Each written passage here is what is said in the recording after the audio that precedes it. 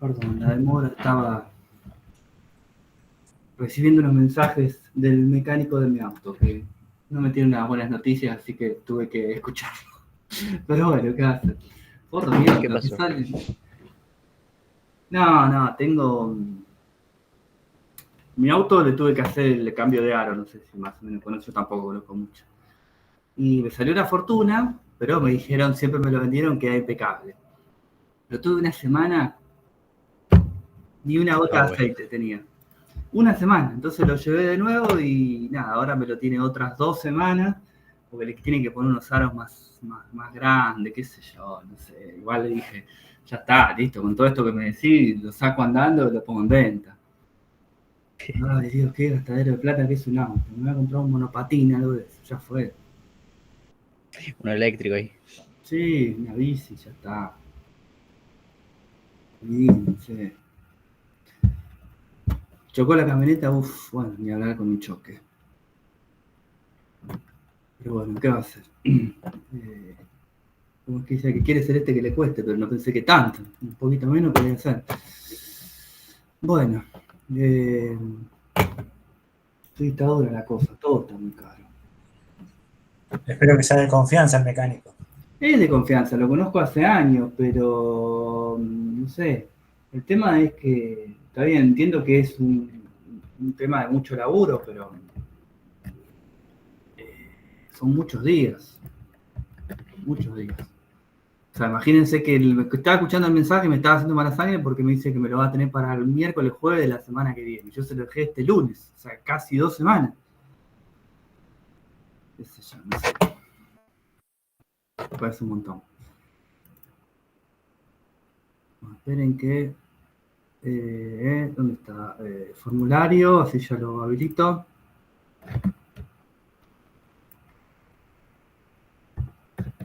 Bueno, y primero el formulario. Sí, sabes que Rubén, yo eso lo pensé, ¿eh? Yo eso lo pensé, digo, este me lo arregla la noche anterior y cómo me voy a enterar yo. No puedo como estar vigilándolo todos los días. Bueno, ahí les pasé el formulario de presentismo. Bueno, joya que nos vamos sumando, y somos cada vez más.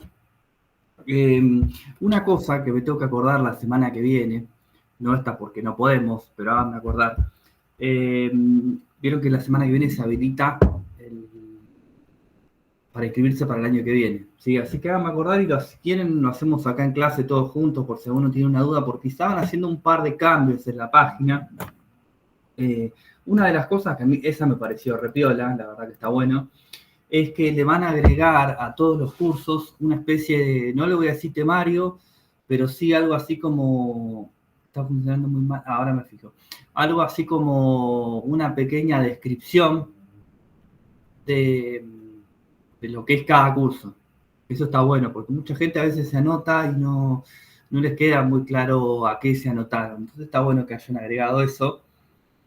Así que lo que me dijeron es que lo hagamos todos juntos. O sea, si quieren, la semana que viene vayan pensando horarios más que nada y nos vamos anotando entre todos. Nico, igual al de Sprint, en teoría deberíamos entrar, porque para hacerlo tenés que hacer el de Java.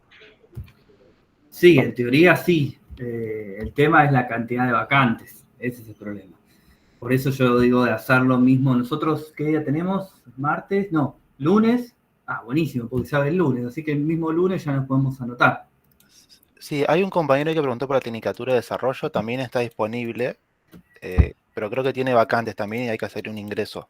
Sí, igualmente eso es parte de codo a codo. Es de la agencia, en realidad. Ah, ok, por eso, sí, me parecía raro.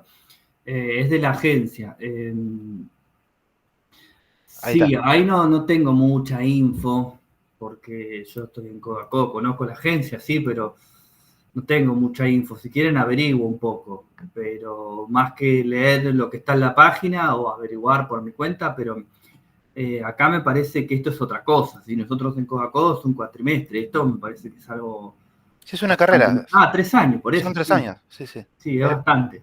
es virtual, creo que entran 100 o 80 por año, no entran muchos. Claro, por eso, sí, no. Bueno, pero aprovechen también si se quieren anotar. Igualmente acá hay distintos, ¿sí? Acá está el plan de estudio, estoy mirando, ¿no? Acá hay matemática, me imagino, ¿eh? Es otra cosa, ¿sí? Pero bueno, nada, está bárbaro. Análisis matemático, acá está. Ay, cómo complica esto, por Dios. Bueno, pero si quieren anotar, anótense, ¿sí? Y acá me parece, tómenlo con pinzas porque no lo sé si es así, pero me imagino yo. Vieron que yo les hablo de vacantes, las vacantes por persona es dentro de codo a codo, ¿sí? Así que por ahí se pueden anotar en esa tecnicatura y en codo a codo, ¿sí? La información que yo tengo es dentro de codo a codo, que no se pueden anotar en más de 2 cosas a la vez. Pero si no es así, a mí me parece que no debería haber problema. Así que aprovechen y anótense las 2 cosas si les interesa. Sí, el tema de las especializaciones.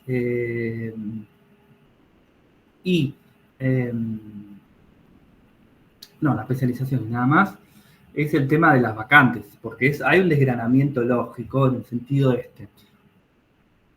Vamos, tiro números al azar, no lo sé. Para lo que es inicial, pónganle, debe haber 1000 vacantes. Para lo que es un full stack debe haber 500 y para lo que es una especialización debe haber 250. No, tiro números al azar, no sé si es así, pero es la lógica más o menos que debería ser, ¿no? Así que por eso les decía de anotarse lo antes posible. La página de codo a codo está en Laravel con PHP.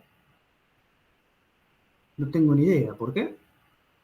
¿Es una afirmación, Gonzalo, o me estás preguntando? Yo no la hice, por eso digo que no tengo ni idea. Ah, no sé. No tengo idea. No la hice yo, ni siquiera Hay una extensión que se llama Wapalizer, que si Sí. la ponen en Chrome, les aparece con qué están hechas las páginas. Ah, ok, mira, no la conocía. Puede ser, no sé, yo no la hice. Capaz que la hizo algún compañero mío o gente, mismo gente de la agencia, no lo sé, no sabría qué decirlo. Pero puede ser. Igual Laravel es buenísimo. En Laravel yo estoy haciendo un proyecto personal y se hace todo muy rápido, está buenísimo. Ojalá que en algún momento pongan algo de Laravel en la agencia, ¿sí? Pero bueno, recuerden, el año que viene yo voy a estar estos mismos días, no, martes y jueves, sí, de 8:30 a 10 yo voy a estar en PHP el año que viene. Si alguno se quiere sumar, ahí voy a estar yo, y si no, bueno, voy a estar haciendo esta misma comisión de Java, pero bueno, no lo van a hacer de nuevo, ¿no? Lo que sí tengan paciencia es el tema de los full stack. ¿Por qué? Porque no es un curso de programación en Python, en Java, en PHP. Es un full stack, con lo cual recuerden que la primera parte es igual para todos. Así que si se anotan en otro full stack, sepan que, bueno, pueden aprender alguna cosa más, alguna cosa menos de otro profe, pero la primera parte es igual, es idéntica. Así que ahí tengan un poco de paciencia. Nico, ¿en el de PHP se ve Laravel? No, la idea es que veamos Laravel en algún momento, pero hasta donde yo sé, hasta hoy, no es con Laravel. Por ahí, el año que viene me dicen y lo podemos ver. Igualmente, si hacemos en mi comisión, por lo menos, ya desde ya le digo que yo algo voy a mostrar, pero no puedo mostrar un temario completo porque no corresponde, ¿no? Pero bueno, puedo tomar una clase como para mostrarles un poco cómo funciona el Laravel. Pero digamos, no puedo dar una cursada con Laravel porque me van a matar, pero sí puedo utilizar alguna clase para mostrarlo, ¿no? Pero hasta el día de hoy me dijeron que no, que Laravel no. Nico, Laravel sería como, no conozco nada, ¿no? Por ahí la pregunta no está orientada, pero Laravel sería como una librería de PHP o algo por el estilo. Es más que nada no, es un framework, ¿sí? Es como mucho más amplio que una librería. Una librería hace algo puntual.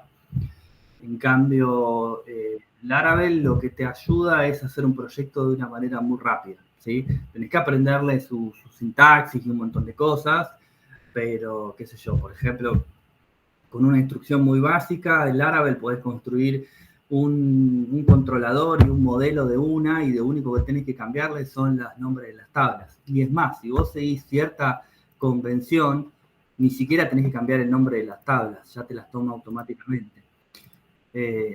Pero construís un sitio de manera muy rápida.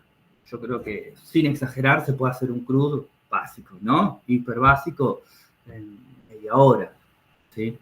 Y es escalable, digamos, podés agregar todo lo que quieras, igual que con JavaScript, o mejor dicho, con alguna librería. Sí, inclusive también podés combinar cosas. O sea, recuerdan que siempre uno puede armar, qué sé yo, un backend con Laravel, y el front lo puede hacer con React. Vieron que yo les mostré en la clase pasada esto de la promesa y cómo obtener datos de una API. Yo podría hacer el front en cualquier lenguaje de programación que se me ocurra, mientras yo pueda construir esa API y consumir los datos de otro lado. Fíjense que no habría diferencia, ¿sí? Así que sí, se puede hacer de todo con Laravel. Es más, Laravel es una tecnología que tiene muchas actualizaciones constantes. Creo que la última versión es la 9. Y nada, tiene muchas cosas para hacer y se puede hacer absolutamente todo. Nico, perdón, ¿Sí? ¿sabes algo de Java 21? Porque sé que cambiaron varias cosas. No, la verdad que no investigué nada. Salió hace, creo, 2 semanas, 1 y media. Ah, no, y menos tampoco. No. También de Java actualizan muchas cosas, pero hay que leer, porque hay cosas que se actualizan que la verdad es que sí, que le cambiaste un nombre a una función, pero bueno, no sé nada, no tengo ni idea. Muy pronto para averiguar. Pero bueno, nada, háganme acordar eso. Y otra cosa también que me pidieron que les insista. Si pueden hacerlo hoy, mejor. Así por lo menos nosotros no estamos en falta. ¿No les mandaron hace como 2 semanas una encuesta de satisfacción, algo así? Porque hubo como muy poca gente que la completó. Sí, ya llegó. La completé. Yo lo contesté, creo. Ah, bueno. Porque Sí, lo completé. No me dijeron nada a mí, pero bueno, dijeron como que en general habían contestado muy pocas personas. Y no es que se preocupen los demás, ¿no? Pero bueno, por lo menos si nosotros no estamos en falta, los demás, bueno. Que aplique, que le pongan where comisión igual 23. Por eso, sí. Para algo. Que si no, que asistan a esta clase de base de datos. Pero bueno, nada, por eso. Si nosotros le hicimos, está todo bien. Así que no hay problema. Bueno, vamos a arrancar a ver hoy base de datos, ¿sí? ¿Profe? Sí. No se olvide de subir al repositorio de la clase 22. ¿Qué no está? No subió Ah, a YouTube. Capaz que no le puse, esperame un segundito. Capaz que no la puse en la lista de reproducción. No, en YouTube sí la subió a la clase. El repositorio es lo que no... El código. Ah, bueno. A GitHub. Todo esto, una cosa que también es importante. Ahora, ustedes pueden bajar las clases, me dijeron, ¿no? Una vez, los videos. Sí, yo las tengo a todas. Ah, bueno, porque ha habido algunos temas, les cuento, no hay ningún problema, de que aparecieron videos de codo a codo en otros institutos, como que se los llamaron. Entonces, creo que estos videos no van a ser eternos, ¿sí? O sea, en algún momento los voy a tener que bajar. Así que si se los pueden descargar ustedes para no perderlos, descárguenselo. Sí, vamos a vender todas tus clases. No, por favor. Vamos a hacer un combo de full stack y las vendemos. Yo no tengo problema. Pero bueno, me dijeron eso. Así que yo por ustedes, porque ya veo que dentro de un par de meses no puedo entrar más y es una pena. Por eso, si se los pueden descargar, descárguenselo y ya lo tienen, ¿sí? Pero bueno, me dijeron eso. ¿Qué más? Esas 3 cosas nada más. Así que bueno, ahora vamos a empezar a trabajar con base de datos, ¿sí? Tengo una presentación acá abierta, ¿sí? Ahora la voy a presentar. Y tengo otras 2 más, que estas son de codo a codo. La presentación que yo les preparé hoy es un poco extensa, y es un poco extensa y habla de todo, ¿no? Pero yo voy a saltearlo un poco. ¿Por qué? Porque hay información que tiene que ver justamente con la importancia de la información y del almacenamiento de datos, sobre todo hoy por hoy en los software de toma de decisiones, etcétera, etcétera, etcétera. Pero bueno, yo para no aburrirlos demasiado y tratar de ocupar la clase en la parte más práctica, algunas cosas las voy a saltear, pero si tienen ganas, léanlo porque les va a servir demasiado, ¿sí? Les va a servir bastante. Voy a tratar de pasarlas algunas cosas de largo y después nos vamos a meter de lleno a trabajar y a empezar a construir una base de datos. Preguntas. Díganme quién no, no quién sí. ¿Alguien no pudo instalar SAMP o SAMP más Workbench o algo, una combinación parecida?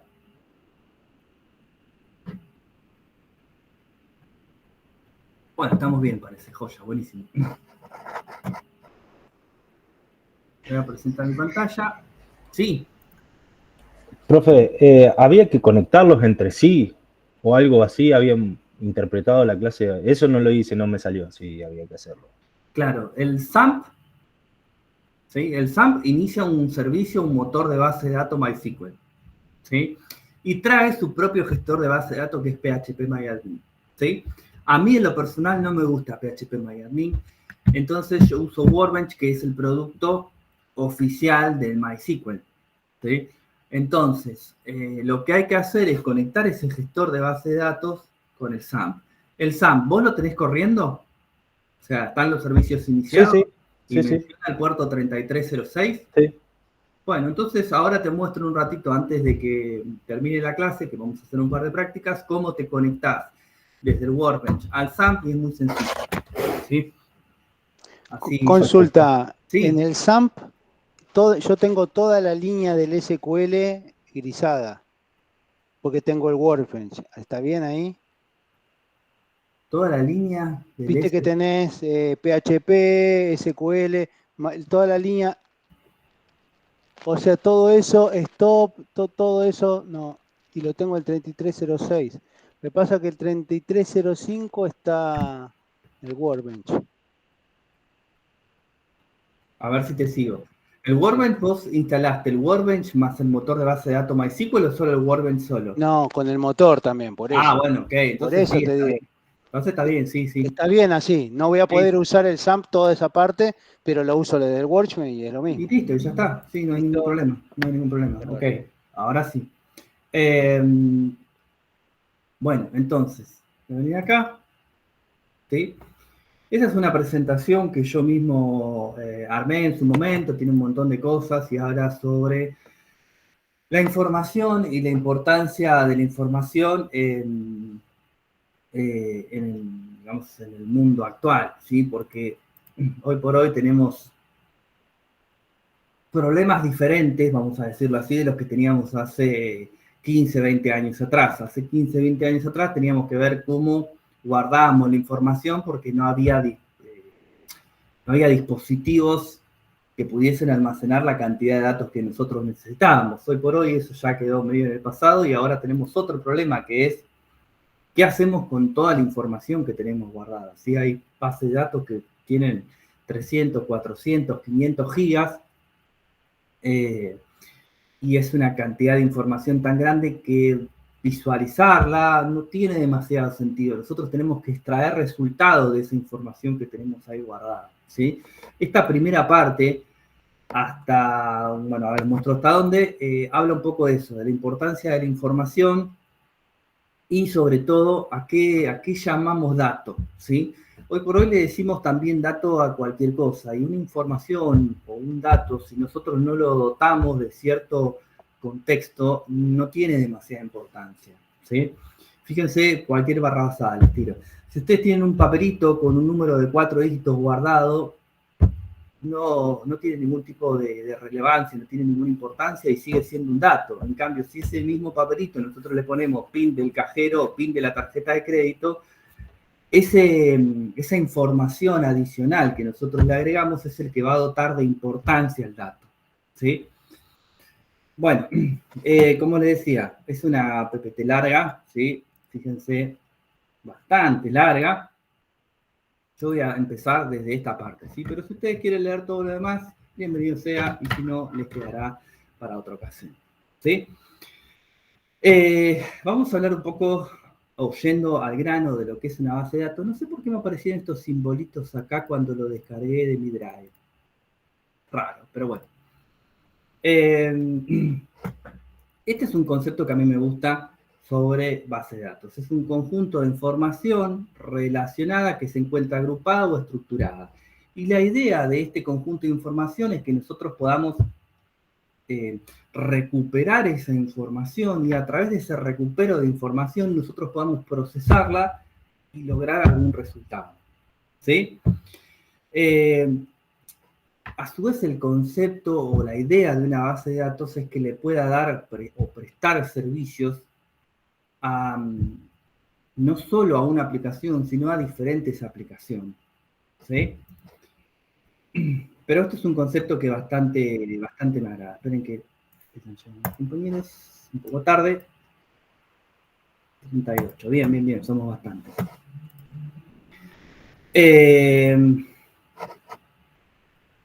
¿Cuáles son los beneficios de tener la información almacenada en una base de datos? Acá yo menciono un montón, pero voy a tratar de atacar los más importantes, ¿sí?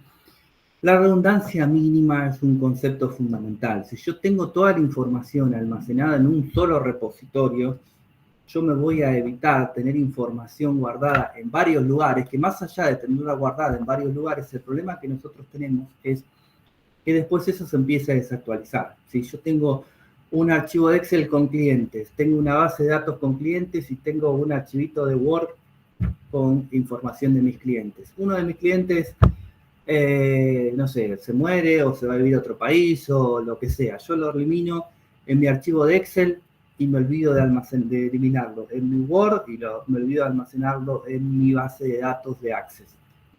Ya esa información quedó completamente desactualizada porque tengo en un lado un dato que no lo tengo en los otros dos y ni siquiera voy a saber cuál es el que está actualizado.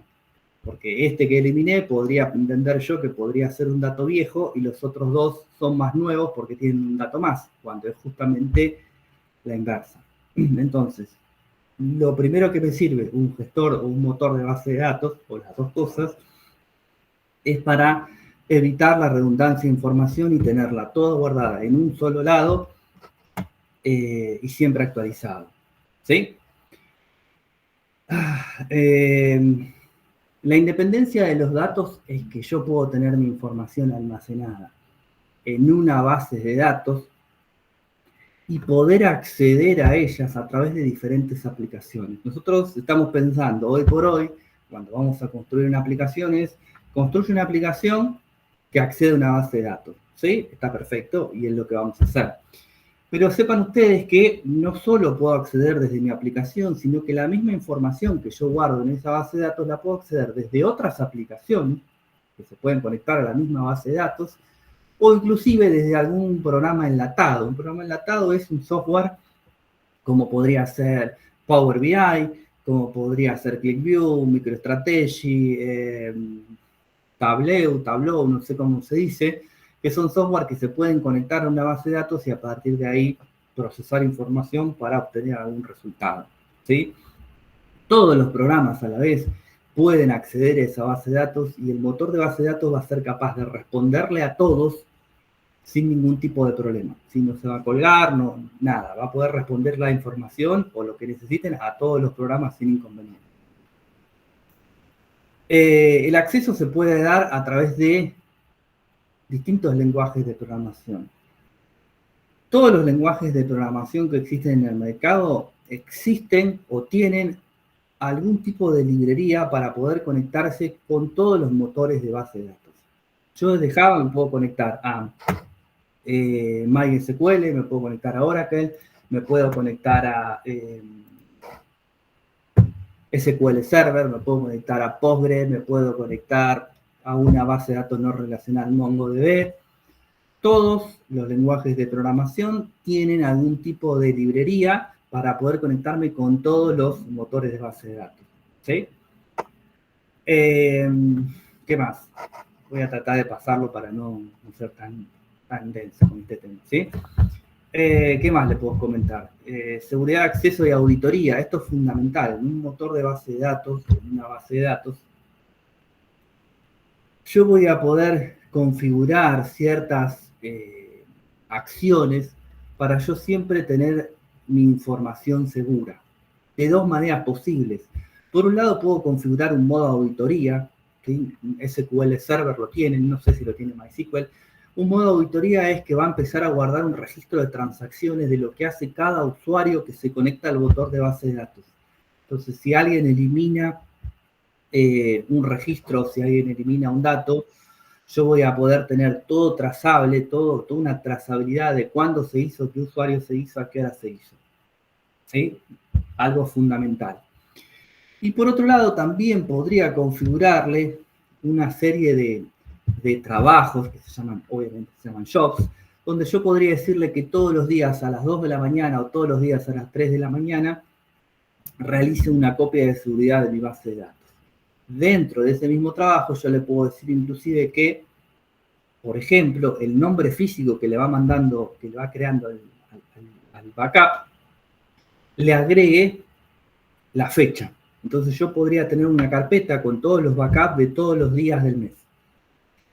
Inclusive dentro de ese mismo trabajo yo también podría configurar que vaya eliminando el registro más viejo. O sea, hoy 26 del 10, cree el backup del 26 del 10 y elimine el backup del 26 del 9.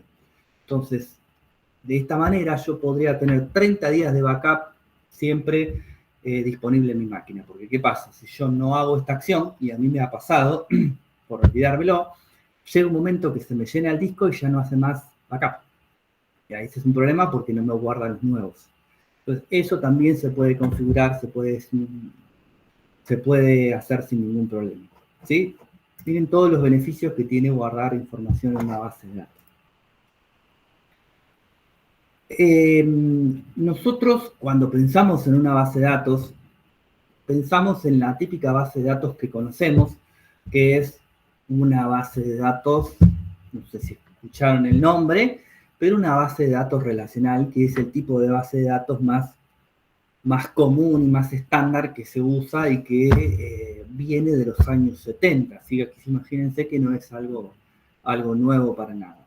Pero existen otros tipos de bases de datos que están más apuntadas a trabajos más específicos o quizá industrias más específicas, mejor dicho, ¿sí?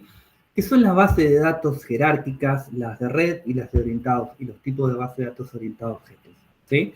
Pero sepan que no es el único modelo de base de datos que existe. Yo acá en este APPT también les agregué información adicional de cada uno de estos tipos de base de datos, simplemente a modo de lectura, no es algo que nosotros ni vamos a tomar en un trabajo, ni, ¿cómo se llama? Ni vamos a ahondar en el tema. Si nosotros vamos a tratar de encarar este punto que está acá, ¿sí? Base de datos relacionales. Fíjense que yo esto lo voy a pasar, ahí tienen información detallada de otros tipos de base de datos, ¿sí? Y acá venimos a lo nuestro. La base de datos relacional va a guardar la información en pequeños conjuntos de información que van a guardar cierta relación con otros pequeños conjuntos de relación, ¿sí?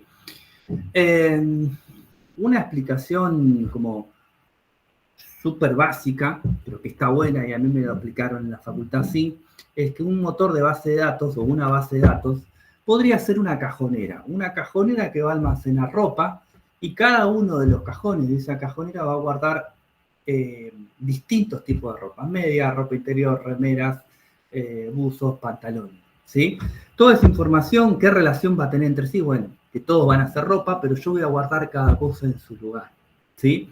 Nosotros cuando construyamos una base de datos relacional, toda la información que yo voy a guardar ahí adentro va a tener una relación general. ¿A qué me refiero con una relación general? Vamos a suponer que estamos pensando en una base de datos para mi empresa, mi pyme, que tengo una casa de electrodomésticos, ¿sí? Todo lo que yo voy a guardar en esa base de datos va a guardar algún tipo de relación entre sí de lo que sería mi casa de electrodomésticos. ¿A qué me refiero con esto? Que yo no voy a guardar en esa base de datos, no sé, la factura del colegio o el pago de la factura de colegio de mis hijos, o, no sé, las facturas del seguro de mi auto, o, no sé, cualquier cosa que se les ocurra que no tenga nada que ver con mi comercio. ¿Podría? Sí, podría, pero obviamente sería algo que no correspondería. Yo lo que voy a guardar en esa base de datos es información de un tema o de un ítem puntual. ¿Sí? Ya me está agarrando un poco de tos. Pensé que no había traído. Nico, decime si la pregunta encaja en esto. Yo estoy trabajando hace un tiempo, porque muy lentamente y como puedo, los ponchazos, en hacer yo trabajo en un sanatorio, entonces estuve haciendo un bot de WhatsApp para hacer una especie de... Es práctico, no es laboral, ¿no? No trabajo en sistema. Para hacer una especie de turnero, digamos, ¿no? De asignación de turnos vía WhatsApp. La pregunta puntual, no te voy a poder pedir que me digas mucho en extenso, pero es, yo tengo tener obviamente una base de usuarios del sistema, ¿no? De pacientes, con sus coberturas médicas, bla, bla, todos los ítems que se requieren. La agenda en sí también es una base de datos. O sea, el día lunes a las 9, Mengano con el doctor Perengano. A las 9:20 ¿Eso también es una base de datos? ¿Vos decís el turno que pide la persona? Claro, la agenda que se le arma a un médico que va a visualizar en el front, no sé, lunes. Sí, debería ser una tabla dentro de una base de datos. Sí, si no, ¿cómo guardarías esa información? ¿Cómo puede ver el doctor si no, a ver, mañana que es viernes, ¿qué tengo para hacer? Claro, yo creería que sí, pero bueno, quería confirmarlo para no ponerme a hacer macana. Y me imaginaba eso. Lo que desconocía, mirá vos, lo interesante de lo que acabas de decir, es que hacer el backup y borrar cada 30 días, porque ahí se juntaría un montón de... Bueno, igual lo mío no es para ponerlo en práctica. Quizás se lo iba a regalar a una médica amiga, qué sé yo, que compañera de trabajo de muchos años, y nada más, pero para un consultorio.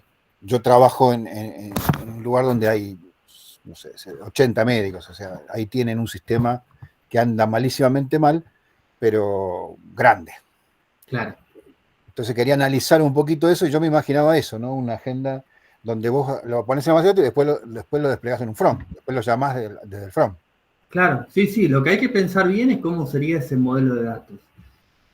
Ahora vamos a este tema, pero es algo importante que tengas en cuenta en este punto. La base de datos, en cierta forma, va a ser los cimientos de tu aplicación. Entonces, si vos confeccionaste algo mal en la base de datos, va a ser mucho más engorroso cuando ya hayas avanzado, hayas construido una aplicación y acordarte, uy, me faltó este campo, lo tengo que agregar y cambiar todo en la aplicación. No quiere decir que no suceda, porque todas las aplicaciones tienen un mantenimiento y un evolutivo donde en algún momento te digan, bueno, quiero agregarle tal cosa y vos lo tengas que agregar. Eso se entiende y es algo que vos no podés estipular en un principio. Pero sí lo que es muy engorroso es esto de no pensar bien el modelo de datos, y una vez que ya tengas todo muy construido, muy elaborado, tenés que estar todo el tiempo volviendo para atrás para agregar más cosas y obviamente modificar tu aplicación. Entonces, esto que está bueno, que estás planteando, está buenísimo, pero lo que sí deberías sentarte bien a pensar, hasta te diré, que ahora vamos a hablar un poco de cuáles son las herramientas gráficas, hasta te diré con papel y lápiz. ¿Sí? Yo no he trabajado con tantas aplicaciones de cero, porque eso es como un mito y eso va para todos, ¿no? Son muy pocas, si trabajas en empresas, son muy pocas aplicaciones que van a trabajar de cero absoluto. La mayoría de las aplicaciones ya están construidas y quieren agregar cosas nuevas, pero de cero absoluto es muy raro. No digo que no pueda pasar, pero es raro.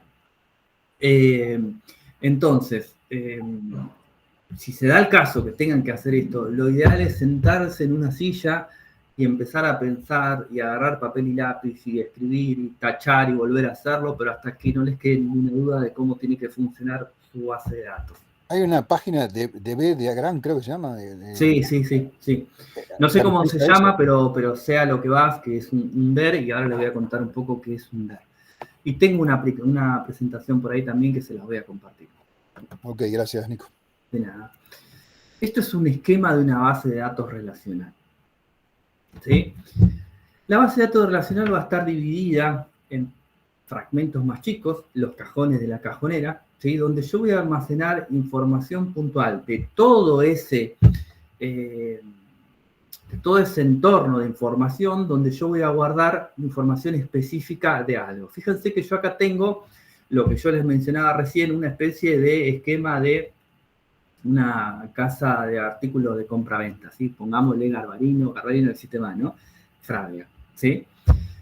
Y este es un esquema bastante chico, ¿sí? Donde yo voy a tener, por un lado, la información de mis clientes, por otra de mis facturas, por otra de mis ventas, de mis proveedores, de mis productos y las categorías de mis productos, ¿sí?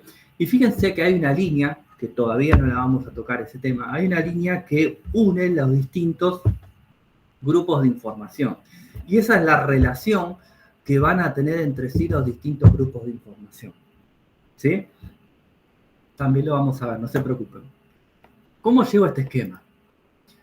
Existe, acá no está en esta presentación, ni creo que forma parte de Coacodo, pero yo se los comento. Existe un soporte gráfico que se llama DER.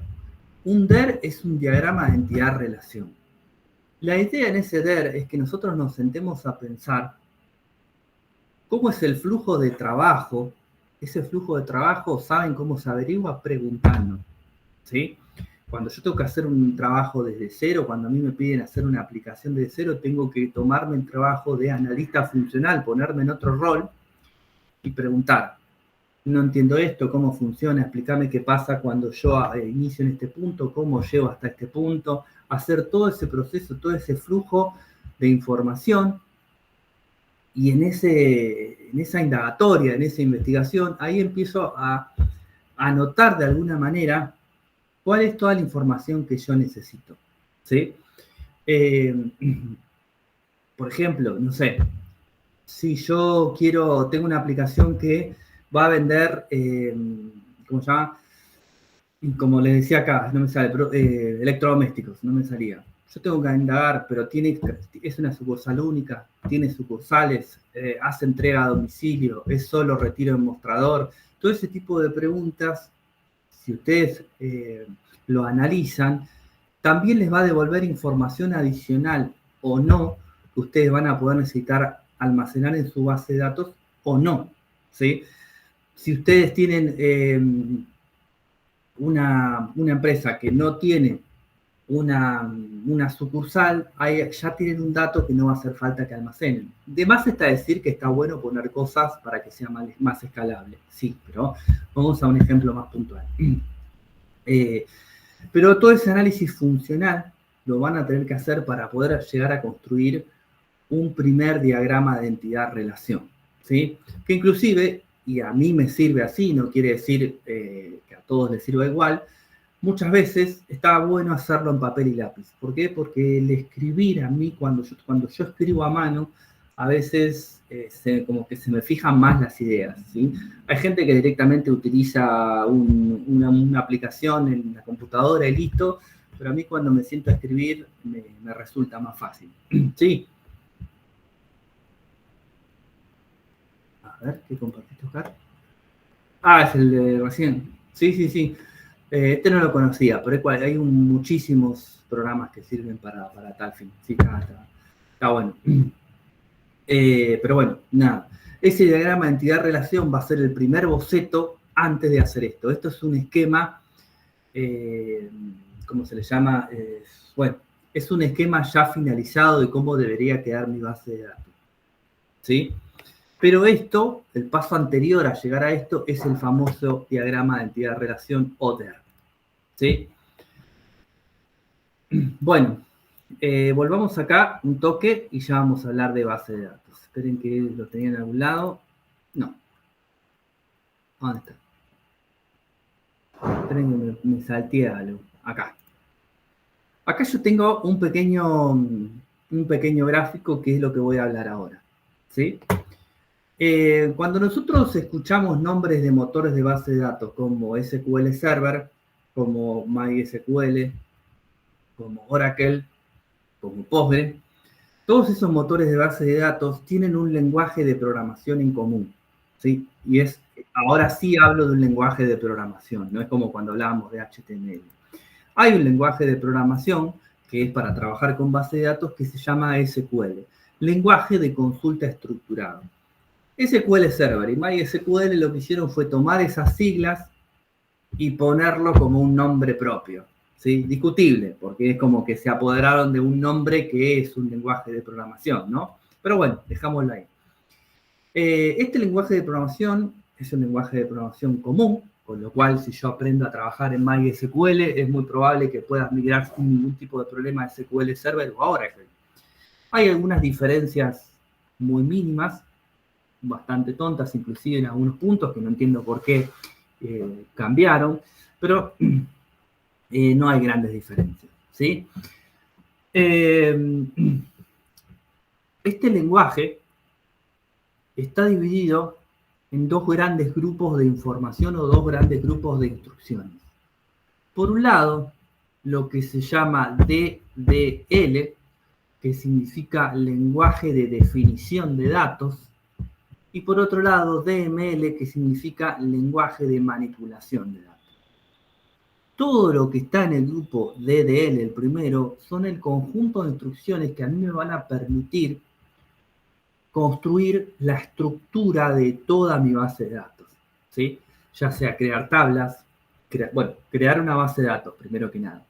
Crear tablas, crear vistas, crear índices, crear store procedure, crear funciones, todo lo que sea creación de estructura. Y no solo creación, sino modificación y eliminación, ¿sí?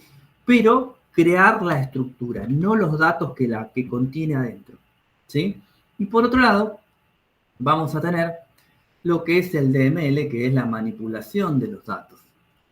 En este conjunto de instrucciones yo voy a tener instrucciones para poder insertar, para poder eliminar, para poder modificar y otras cosas más, pero la información que contiene esa estructura son dos cosas bien diferentes, ¿sí? Y muy separadas a pesar de que sean el mismo lenguaje. Es más, ustedes tranquilamente, como parte de un proyecto, podrían tener permisos desde un administrador de base de datos para poder manipular la información que contenga la base de datos y no la estructura de la base de datos. Yo tengo un proyecto en mi trabajo diurno, digamos, donde tiene 3 ambientes. El ambiente de producción, que es el que está funcionando y está corriendo. El ambiente de homologación, que es el de prueba, donde yo pongo ahí los desarrollos que hacemos y los prueba la gente que los tenga que probar. Y tengo un ambiente que se llama test, podría tener otro nombre, pero se llama test, donde es el ambiente donde yo puedo moverme sin ningún tipo de problema. En el ambiente productivo, yo no tengo permisos ni para modificar la base de datos ni para modificar los datos, ninguna de las dos cosas. Si yo necesito hacerlo por alguna cuestión específica, donde tengo que dar intervención al administrador de base de datos y decirle por qué. ¿Sí? Necesito crear tal campo, listo, porque agregué un desarrollo nuevo, listo, me lo crea. Necesito eliminar tal tabla, le tengo que súper justificar por qué.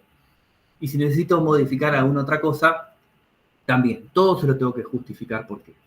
En el ambiente de homologación, yo no puedo tocar absolutamente nada de la estructura de mi tabla, de mi base de datos, pero puedo manipular la información como quiera. ¿Sí? O sea, no tengo permisos de DL, pero sí tengo DML. Puedo borrar, eliminar, crear información sin ningún problema, pero no puedo modificar la estructura.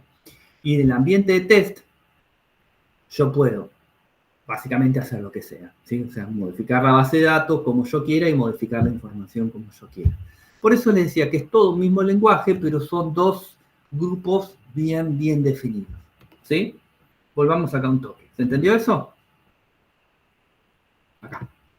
Lo primero que vamos a ver nosotros es justamente lo que tiene que ver con la definición de la información. Dentro de la definición de la información, yo voy a tener estos 3 comandos básicos y son los que más vamos a utilizar. Create, drop y alter. ¿Sí? El create me va a permitir crear lo que sea, crear una base de datos, crear una tabla, crear un índice, crear una vista, crear un store procedure, crear una función. ¿Sí?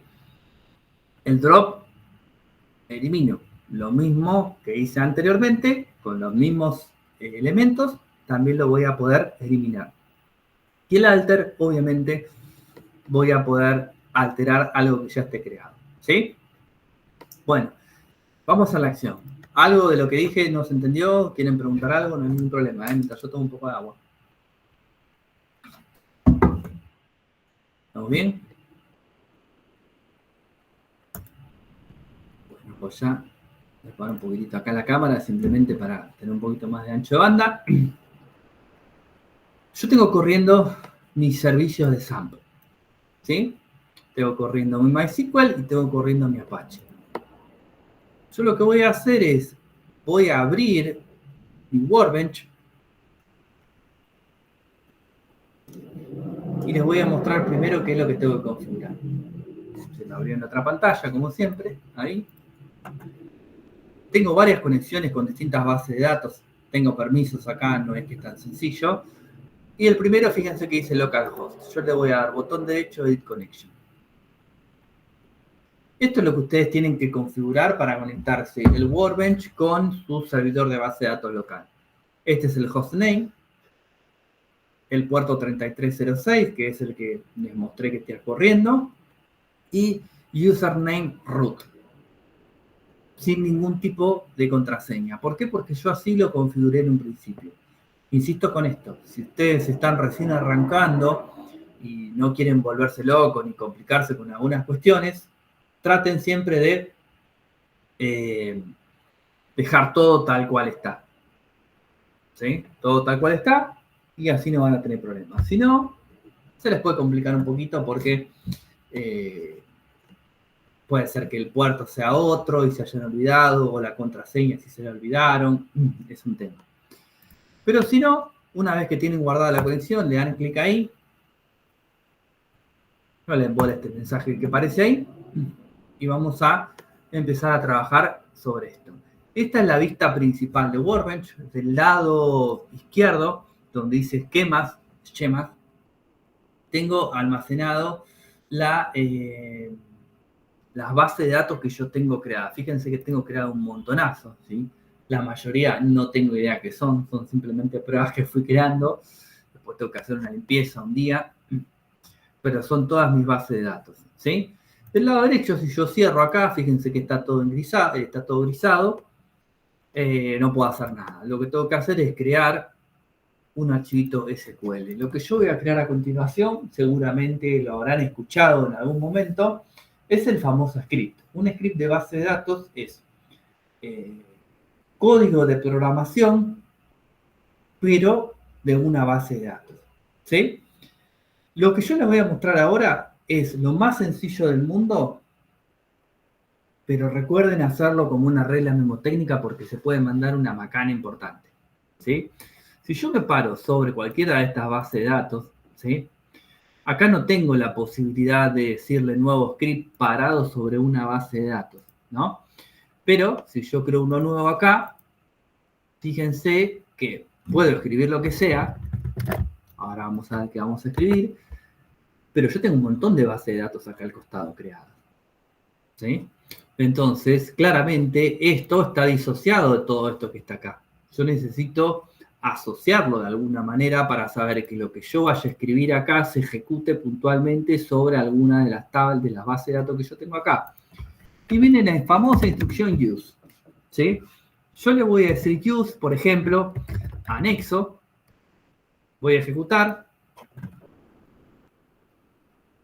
y fíjense que se me pintó de negro anexo. le voy a decir use agencia y se me pinta de color negro agencia, ¿sí? ¿Qué quiere decir esto? Que yo lo que vaya a escribir acá va a impactar sobre agencia, ¿sí? Vamos a dejar esto por un lado y vamos a ver cómo creamos una base de datos y cómo la ponemos en uso y por qué les digo que es tan importante el famoso use. Para crear una base de datos es lo más sencillo del mundo. Create database y le voy a poner un nombre. C de comisión 23561. ¿Sí? Ejecuto. Y acá abajo, fíjense que tengo un tilde verde. Siempre chequeen esto, que es un tilde verde. Y me dice Create Database C23561 One Row Affected. Una fila afectada.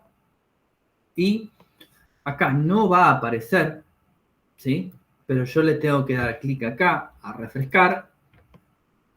Fíjense que sigue en uso agencia. Pero acá abajo apareció C23561 y tengo al lado el típico logo casi universal de una base de datos que son como 3 circulitos apilados. ¿Sí? Despliego y fíjense que me aparecen categorías, pero no me aparece un triangulito. Van a ver que después va a aparecer un triangulito. ¿Por qué? Porque crear una base de datos no implica otra cosa que solamente crear una base de datos. Esta base de datos adentro no tiene absolutamente nada. No tiene tablas, no tiene vistas, no tiene store procedure, no tiene funciones, no tiene nada. Es como crear un repositorio completamente vacío. ¿Sí? Una vez que creé la base de datos, use, de nuevo, C23561. Y ahí se me puso en negro 23561. Estoy bajo a mirar a ver si alguien pregunta algo. Avísenme cualquier cosa. ¿Sí? Creé una base de datos y la puse en uso. ¿Sí? Yo no puedo, obviamente, crear una base de datos con el mismo nombre. Voy a ejecutar lo mismo que ejecuté ahí arriba. No hay un tilde verde, sino que hay un tilde rojo. Y me dice, can't create database, porque ya existe. ¿Sí? Quiero eliminar una base de datos. Drop database C23561. Tilde verde. La base de datos no existe más. ¿Sí?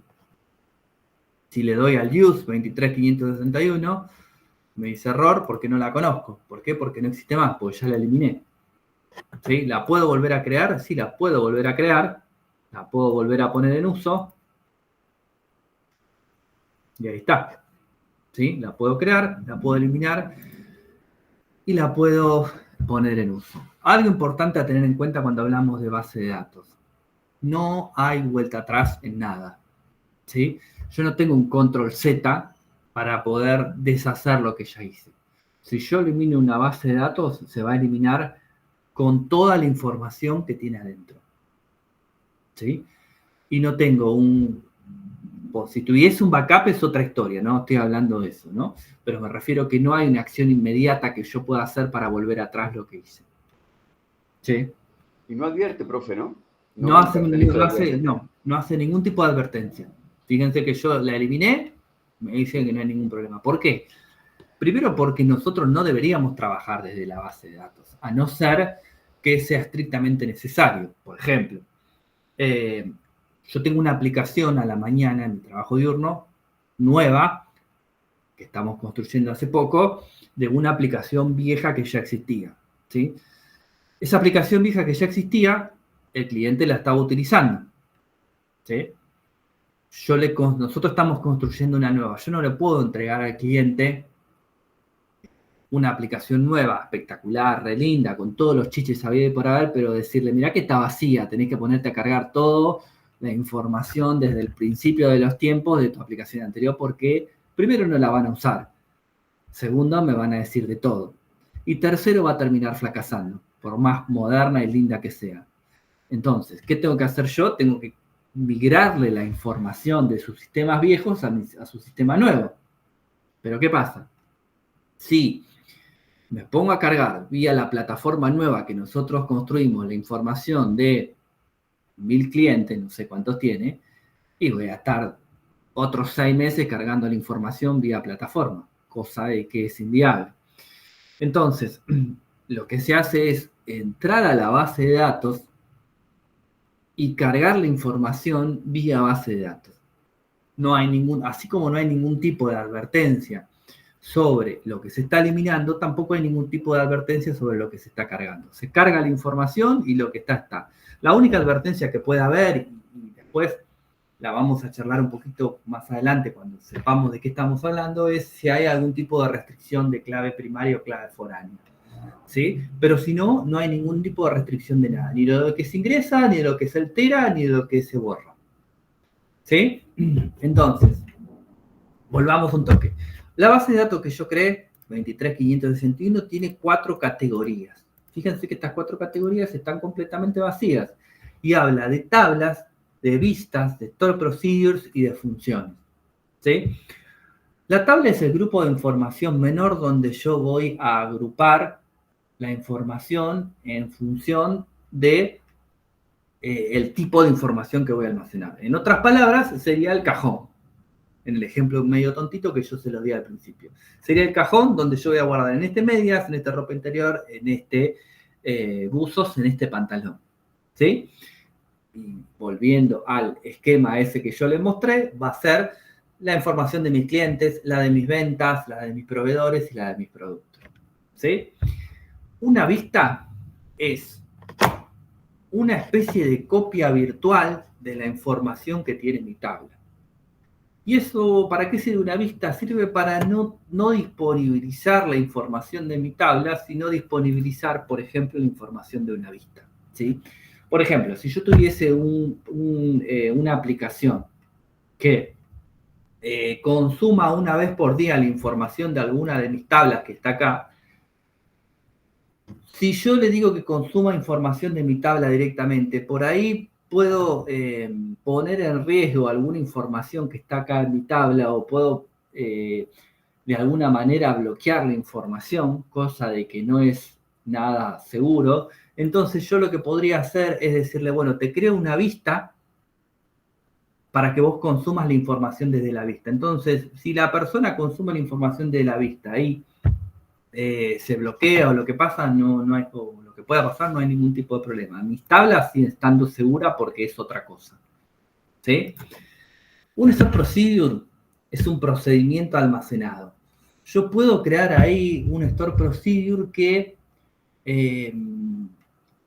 genere una serie de acciones con el lenguaje SQL, como por ejemplo podría ser cada vez que yo elimino un cliente.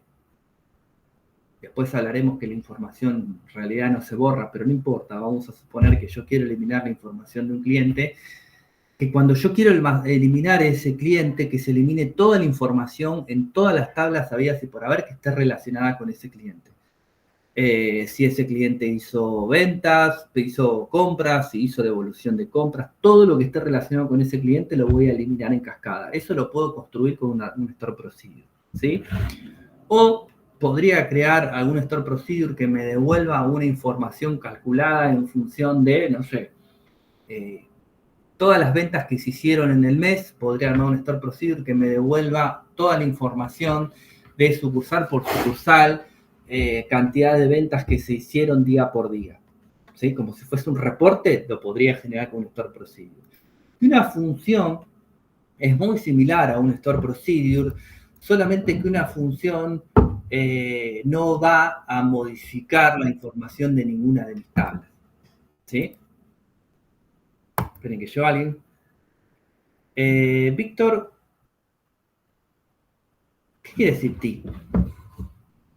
Perdón. Quiere decir gracias en inglés. Ah, mira, qué bien, qué bien, De qué bien. acá sería, ¿no? Yo digo Graciela. No. Ok. No sabía qué era, perdón. Thank you en inglés, claro. Bueno, buenísimo. Bueno, volvamos un toque.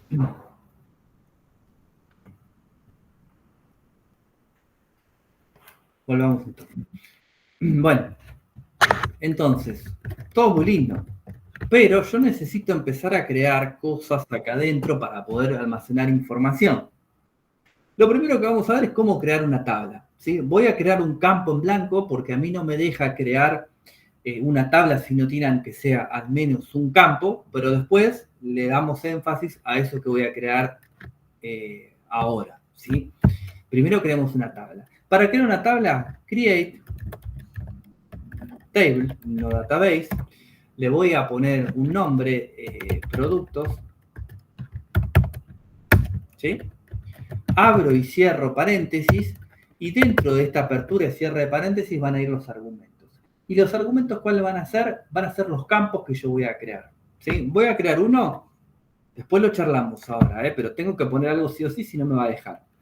No me va a dejar. ¿Qué sé yo? Marca.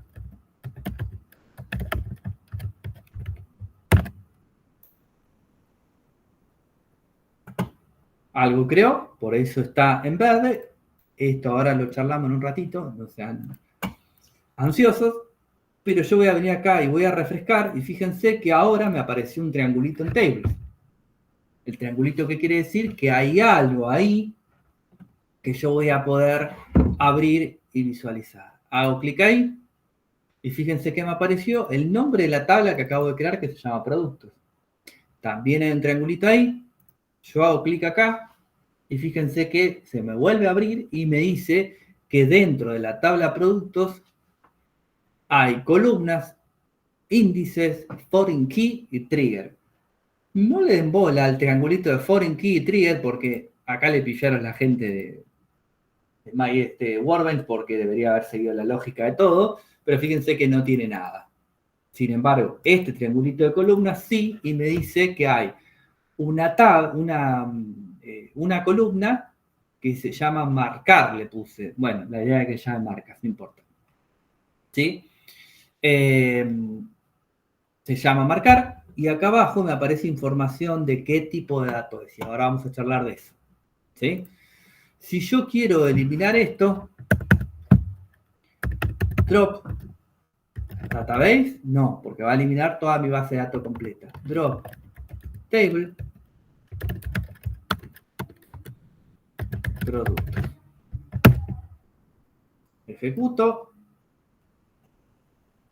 Si productos hubiese tenido 17 millones de registros, hubiera sido lo mismo que tuviese 0. Elimina todo. Si yo vengo acá, bueno, no hace falta refrescar, pero si refresco, fíjense que tables no está más. ¿Sí? Así que lo primero que tenemos que tener en cuenta es justamente lo que había preguntado Víctor recién. Las acciones que nosotros hagamos directamente sobre la base de datos no van a tener ningún tipo de advertencia. Se van a ejecutar y a cantarle, ¿cómo es?, a Gardel. ¿Sí? Por eso es tan importante, cuando yo estoy trabajando con base de datos, saber muy bien lo que estoy haciendo. Hay un famoso, vamos a ver a qué se refiere, un famoso meme, me olvidé de poner el where, ¿sí? Bueno, ese where en una instrucción de un tipo específico va a hacer que eliminemos toda la información y no tengamos vuelta atrás. ¿Se puede hacer recuperar un backup? Se puede, pero sepan que la gente de base de datos le va a decir de todo. Entonces, preferible no tener ese inconveniente. Además, esto es importante, yo puedo hacer un backup diario en una hora específica. ¿Sí? Vamos a suponer que yo puedo hacer un backup a las 3 de la mañana, pero si yo la macana me la mandé a las 4 de la tarde del otro día, ¿puedo recuperarlo desde un backup? Sí, pero voy a recuperar desde el backup que hice a las 3 de la mañana del día anterior. Lo que sucedió entre las 3 de la mañana del día anterior y las 4 de la tarde cuando me mandé la macana, no se recupera, se pierde. ¿Sí? Con lo cual, hacer un backup a veces, no sé si es peor todavía. Entonces, hay que analizar bien. Igualmente no hace falta solamente recuperar todo el backup. A veces se recupera información de una tabla, bueno, nada, hay otras opciones. Pero es importante que sepan, y perdón que sea bastante reiterativo con ese tema, que la macana que nosotros nos mandemos en una base de datos puede ser muy complicada de solucionar, ¿sí? Bueno, ok, sigamos entonces. ¿Qué es esto que hice acá? Yo creé una tabla y dentro de una tabla yo voy a guardar información, ¿sí? Eso ya lo sabemos. ¿Cómo voy a guardar esta información? Ahora vamos a ver un pequeño archivito de Excel para charlar sobre este tema. ¿Cómo voy a guardar esa información? Tiene una regla técnica de cómo yo voy a hacer eso, ¿sí? Esas reglas, que no es una, son varias, se llaman formas normales, ¿sí? Es información muy técnica y muy pesada. Si alguno la quiere indagar, creo que son 6 o 5, bueno, depende de cómo se quieran ver, pero las primeras 3 son las más importantes, que nos dicen cómo yo tengo que guardar la información, ¿sí? Lo primero, la primera forma normal, dice que el dato que yo tengo que almacenar tiene que ser atómico o indivisible, ¿sí? ¿Qué quiere decir eso? Que yo en un campo no puedo guardar 1 y 2, ¿sí? O Nicolás y mi número de documento. ¿Por qué? Porque este dato no es atómico. Atómico, ¿qué quiere decir? Que yo tenga Nicolás y mi número de documento, ¿sí?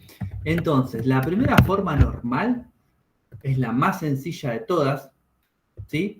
Y dice justamente que el dato tiene que ser indivisible o atómico, ¿sí? Yo voy a crear los campos donde yo voy a almacenar información.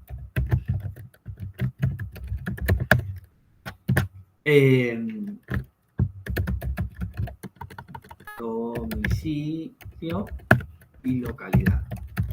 Vamos por eso primero, ¿sí? Y vamos a poner acá un activo. Y vamos a charlar de esto.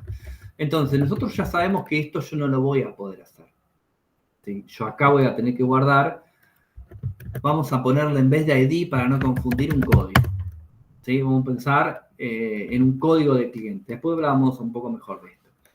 El código puede ser el 200, puede ser el 300, puede ser el 1, puede ser el 8, ¿sí? Después ahondamos en este tema. Acá voy a guardar el nombre. Yo les dije recién que el dato tiene que ser indivisible. Ahora, hay casos como este que yo les voy a plantear ahora, que puede ser una excepción a la regla. ¿Por qué? Porque, ¿a qué me refiero con excepción a la regla? Yo acá, por ejemplo, el nombre guardé Juan Pablo, ¿sí? Y ustedes me dirán, bueno, pero ese dato no es atómico. Y es cierto, no es atómico. Juan y Pablo sería el dato atomizado. Pero no tiene ninguna lógica, piensen inclusive en algún tipo de aplicación puntual para eso, poder almacenar mi nombre y mi segundo nombre, ¿sí? ¿Qué sentido tendría que yo almacene mi segundo nombre? No hay ninguna aplicación que se me ocurra. ¿Por qué no me toma? Está medio colgado esto, ¿no? Es insertar, ¿no? Para insertar una columna. Bueno, no sé qué le pasa. A ver si lo corto. Ah, no, está como colgado esto, no puedo moverme. No sé qué le pasa. ¿Se te habrá activado el Tabs Lock ese? A veces me pasa. En el teclado. Uy, ¿cómo es en el teclado? La notebook. Sí, yo tengo una notebook, me pasa y no se te mueve. A ver. A veces es función F5, función F7, por ahí F6. ¿No ves que con el mouse te anda? Pero sí, con las teclas es eso, no. pero... Es el caps, a ver, no sé yo cómo hacerlo. No, no te preocupes porque es un quilombo, porque... Sí, en la notebook la sí. notebook no sé cómo es, y cómo la habré hecho, ¿no? Que habré tocado. Bueno, no importa, no se preocupen. Sigamos con la explicación. Con el mouse. Tampoco los vuelvo locos. Sí, por eso. Entonces, en este caso, es una excepción a la regla, porque la verdad es que no tiene demasiado sentido que yo almacene mi nombre y mi segundo nombre. La mayoría de la gente no tiene, no la mayoría, no, ni siquiera nos va a cargar el segundo nombre, ¿sí? Entonces, en este caso, podría ser una excepción a la regla que el nombre ponga el nombre completo, ¿sí? Pero si no, como regla general, el dato tiene que ser indivisible. En apellidos solamente voy a poder guardar los apellidos, en domicilio lo mismo, en localidad también, y acá mi idea es poner activo. ¿Sí? Acá me parece que se colgó, así que ahora lo voy a cerrar, porque ni siquiera me deja escribir acá, no me deja poner el cursor. Voy a cerrar.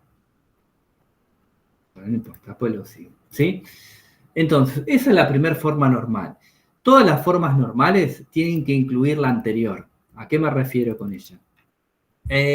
Sí, no sé si son 6 formas normales, porque si vos lees bien, creo que son 5 y la sexta como que no es obligatoria o no está homologada, algo así. Así que por eso le decía que no sé si son bien o son 6 o son 5. Igual me parece con las 3 clásicas estamos bien, ¿no? Nosotros. Sí, las 3 clásicas son las fundamentales, totalmente. Sí.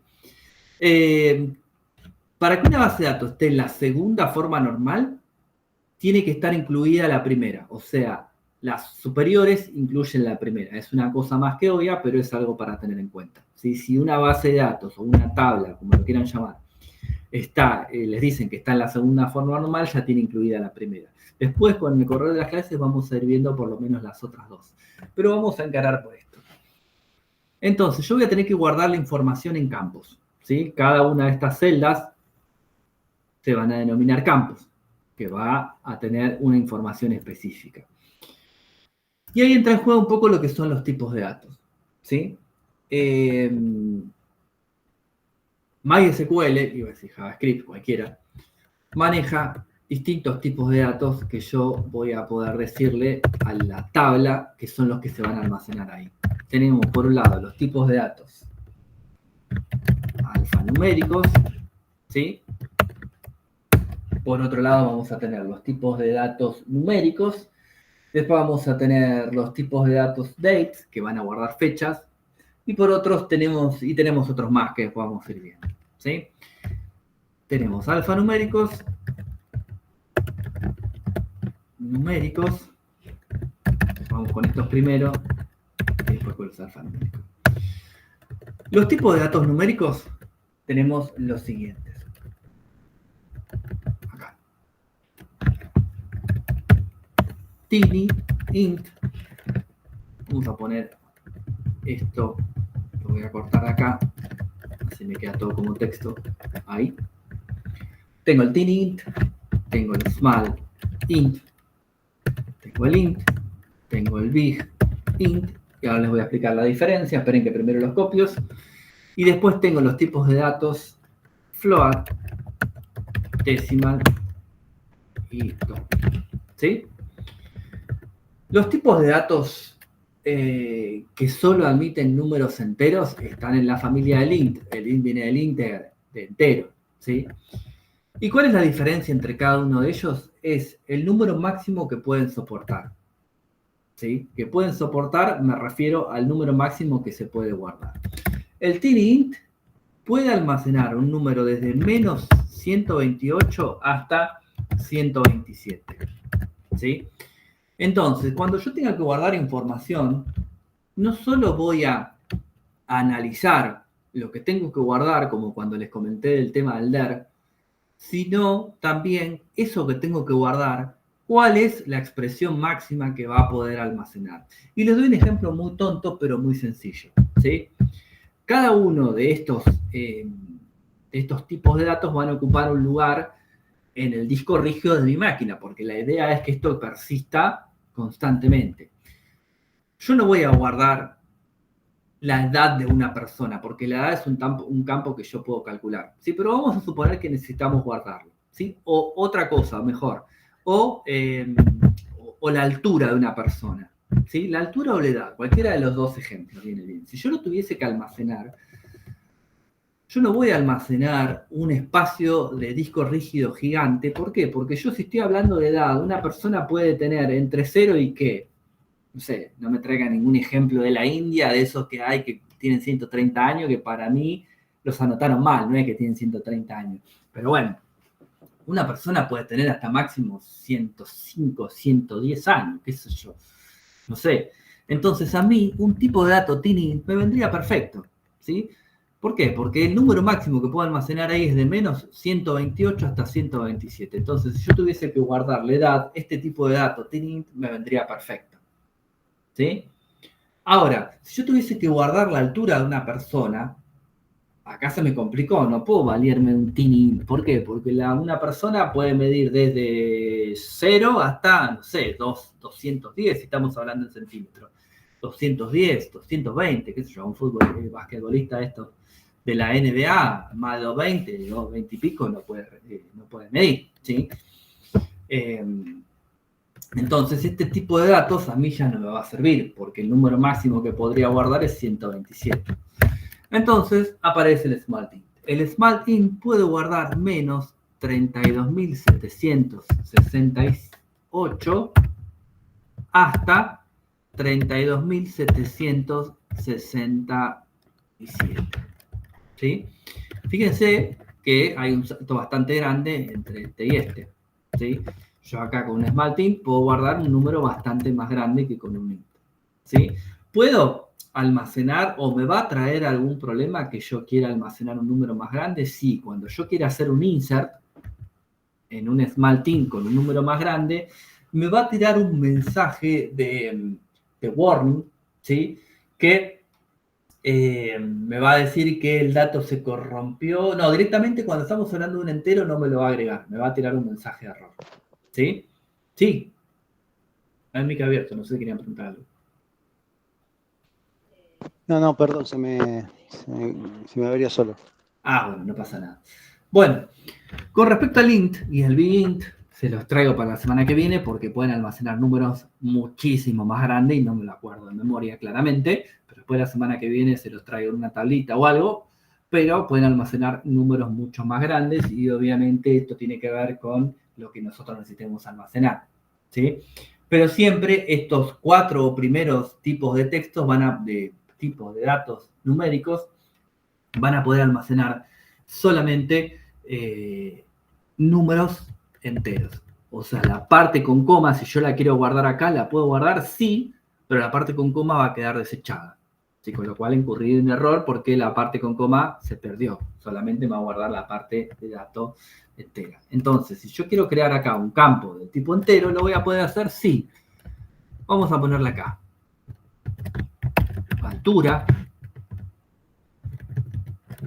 Y le voy a decir que va a ser un tipo de dato small int, nada más, coma. No, sin coma, perdón, porque es un solo dato. Creo la tabla productos, no tiene nada que ver con la altura, pero bueno, no importa, es un ejemplo.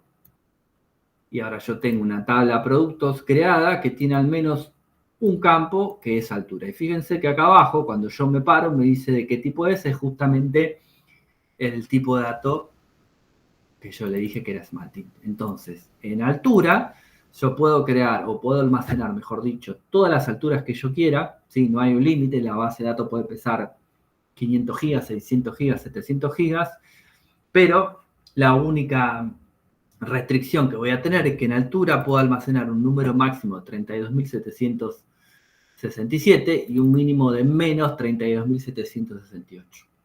¿Sí? ¿Ok? Bueno. Claro, por eso, pero no me hagas acordarme, Juan, cuál era el número porque no me lo acuerdo. Bueno, la clase que viene vamos a seguir viendo los tipos de datos y vamos a ver cómo podemos empezar a construir una tabla que tenga algo de sentido, ¿sí? Pero bueno, necesitamos primero conocer estos tipos de datos, ¿sí? Bueno, nada, la clase que viene seguimos, vemos los otros tipos de datos y empezamos a construir cosas, ¿sí? Creo que nada más. ¿Dudas, consultas? ¿Estamos bien? Perfecto. Bueno, no se olviden de poner el presentismo y nos vemos.